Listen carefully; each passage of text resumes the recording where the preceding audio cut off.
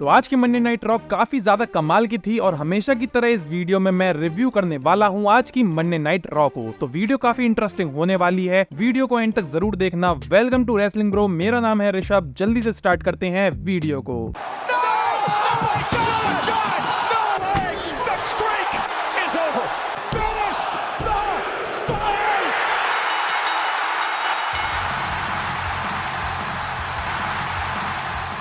तो Monday night raw की शुरुआत में हमें the best in the world CM Punk देखने को मिलते हैं और सीएम पंक काफी ज्यादा गुस्से में लग रहे थे। सीएम पंक रिंग में आकर बोलते हैं कि बहुत से लोग मुझसे बोल रहे हैं कि अब तू कितने और मैच लड़ पाएगा, और अगर तुम मेरे हेटर हो तो थोड़ा दुख होने का टाइम आ गया है, लेकिन मेरे फैंस हो तो खुश हो जाओ क्योंकि अभी मेरे अंदर तुम्हारी सोच से भी ज्यादा मैचेस बाकी हैं। सीएम पंक बोलते हैं कि जब मैं WWE में आया था तो मैंने कहा था कि मैं यहाँ दोस्त बनाने नहीं आया हूँ, लेकिन मैंने एक बहुत ही बड़ा दुश्मन बना लिया है और ड्रू मैकिंटायर ने इस दुश्मनी को इतना खतरनाक बना दिया है कि अब ये दुश्मनी हेल इन अ सेल मैच में ही खत्म होगी। सीएम पंक बोलते हैं कि मेरी बहन, मेरी वाइफ, सब ने मुझे हेल इन अ सेल मैच लड़ने से मना करा क्योंकि हेल इन अ सेल मैच काफी ज्यादा डेडली होते हैं और अब मैं अपने करियर की उस स्टेज पे हूँ जहाँ ये मेरा आखिरी मैच भी हो सकता है, लेकिन इस दुश्मनी को खत्म करने के लिए मैं ये मैच लड़ूंगा। और ड्रू मैकिंटायर, अगर तुझको मुझे हेल इन अ सेल मैच में हराना है तो तुझे मुझे जान से ही मारना पड़ेगा क्योंकि मैं हार नहीं मानने वाला हूँ, तो रेडी हो जा, मिलते हैं हेल में। और ये बोलकर सीएम पंक एरिना से चले जाते हैं। अब नेक्स्ट वीक हमें ड्रू मैकिंटायर देखने को मिलने वाले हैं रॉ पर और इंटरेस्टिंग होगा कि इसका जवाब ड्रू मैकिंटायर क्या देते हैं।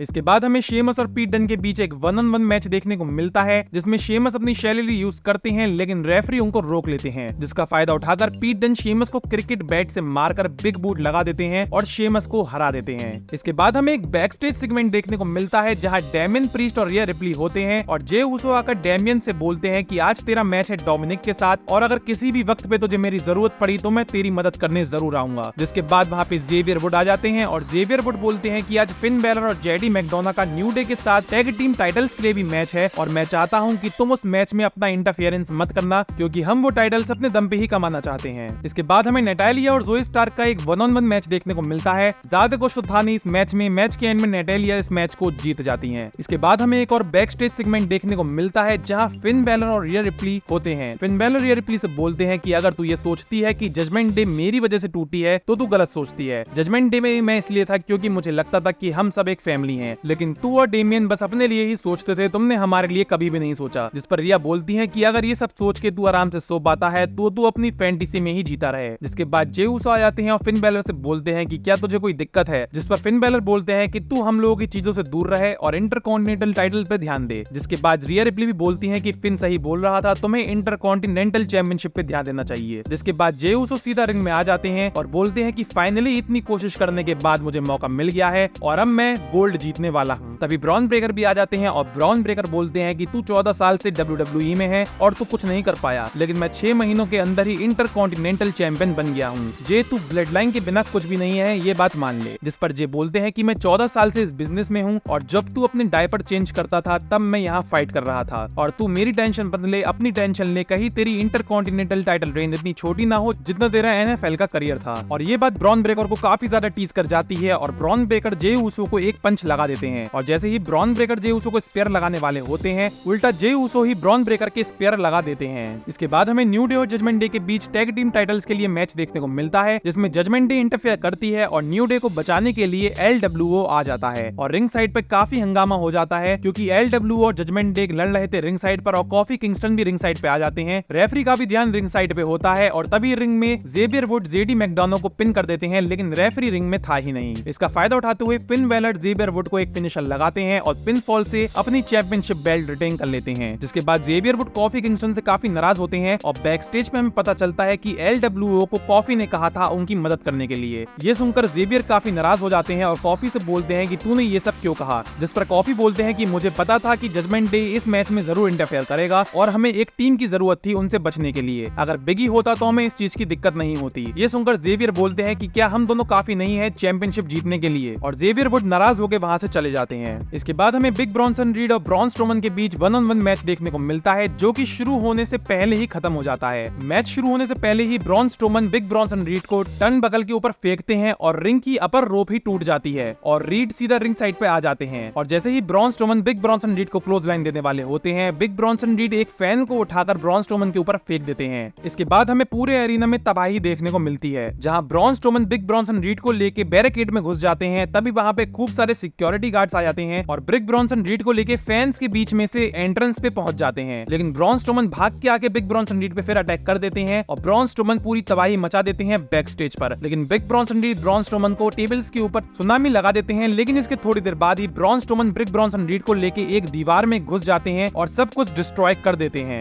इसके बाद हमें लुडविग काइजर देखने को मिलते हैं, जो कि एडम पियर्स से पूछते हैं कि मैंने कहा था गुंथर के लिए एक अपोनेंट ढूंढने को, क्या तुमने वो ढूंढा? जिस पर एडम पियर्स कहते हैं कि मैं काफी बिजी था, लेकिन सैमी ज़ेन गुंथर को चैलेंज कर रहा है, तो क्यों ना सैमी ज़ेन और गुंथर का ही मैच ऑफिशियल कर दिया जाए। जिस पे लुडविग काइजर कहते हैं कि सैमी ज़ेन उसका तो लेवल ही नहीं है गुंथर से लड़ने का। तभी एरिना में सैमी ज़ेन की एंट्रेंस होती है और सैमी ज़ेन रिंग में आके बोलते हैं कि पिछले हफ्ते रॉ पर मुझे काफी मोटिवेशन मिली है और मुझे अब ऐसा लगता है कि मैं वर्ल्ड हैवीवेट चैंपियनशिप के लिए जा सकता हूं। तभी लुडविग काइजर वहां आ जाते हैं और बोलते हैं कि रेसलमेनिया 40 में जो तूने गुंथर को इंटरकॉन्टिनेंटल चैंपियनशिप के लिए हराया, वो तेरी लाइफ का सबसे बड़ा मिरेकल था और मिरेकल रोज रोज नहीं होते हैं, तेरा लेवल ही नहीं है गुंथर से लड़ने का, तो तू भूल जा। जिस पर सैमी ज़ेन कहते हैं कि मैं भी गुंथर से वही चीज चाहता हूं जो तू चाहता है और उसके लिए ही तूने अपने पार्टनर विंची पे अटैक करा था। तभी गुंथर रिंग में आ जाते हैं और गुंथर लुडविग काइजर से पूछते हैं कि अगर तुझे मुझसे कुछ कहना है तो तू बोल सकता है। जिस पे लुडविग काइजर बोलते हैं कि बहुत टाइम से मैं तुझसे एक बात कहना चाहता था, और यही बोलकर सीधे सैमी ज़ेन पे अटैक कर देते हैं लुडविग काइजर। जिसके बाद गुंथर हंसते हैं और बोलते हैं कि सैमी ज़ेन तुझे कोई भी मौका नहीं मिलने वाला है मेरी चैंपियनशिप के लिए। जिसके बाद गुंथर जा रहे होते हैं, लेकिन लुडविग काइजर सैमी ज़ेन पे और अटैक करने वाले होते हैं, लेकिन तभी सैमी ज़ेन उल्टा लुडविग काइजर पे अटैक कर देते हैं और एक हेलुआ किक लुडविग काइजर के लगा देते हैं। तो अब मुझे ऐसा लगता है कि बैड ब्लड में सैमी ज़ेन और गुंथर का मैच तो होगा ही, लेकिन मुझे ऐसा लग रहा है कि लुडविग काइजर इंपीरियल को तोड़ने वाले हैं और गुंथर को कॉस्ट कर सकते हैं उनकी वर्ल्ड हैवीवेट चैंपियनशिप। इसके बाद हमें बियांका बेलेयर और इयो स्काई के बीच एक मैच देखने को मिलता है, जिसमें इयो स्काई बियांका बेलेयर को हरा देती हैं। इसके बाद रॉ के मेन इवेंट में डेमियन प्रीस्ट और डोमिनिक मिस्टीरियो के बीच एक 1-on-1 मैच हुआ, जिसमें जजमेंट डे की इंटरफियरेंस और माइंड गेम्स होने के बाद भी डेमियन प्रीस्ट डोमिनिक मिस्टीरियो को हरा देते हैं। जिसके बाद जजमेंट डे अटैक कर देता है डेमियन प्रीस्ट पर और रिया रिप्ली पर। तभी जे उसो का म्यूजिक बजता है और जे उसो मदद करने आते हैं, लेकिन out of nowhere Bron Breakker आ जाते हैं और जे उसो को स्पेयर लगा देते हैं। जिसके बाद फिन बेलर 3-3 फिनिशर लगाते हैं डेमियन प्रीस्ट के ऊपर और इसी के साथ आज की मंडे नाइट रॉ खत्म हो जाती है। तो आपको आज की मंडे नाइट रॉ कैसी लगी हमें कमेंट्स में जरूर बताइएगा, और अगर वीडियो अच्छी लगी हो तो चैनल को सब्सक्राइब जरूर कर देना। Thank you so much for watching. मेरा नाम है ऋषभ और आप देख रहे हैं रेसलिंग ब्रो।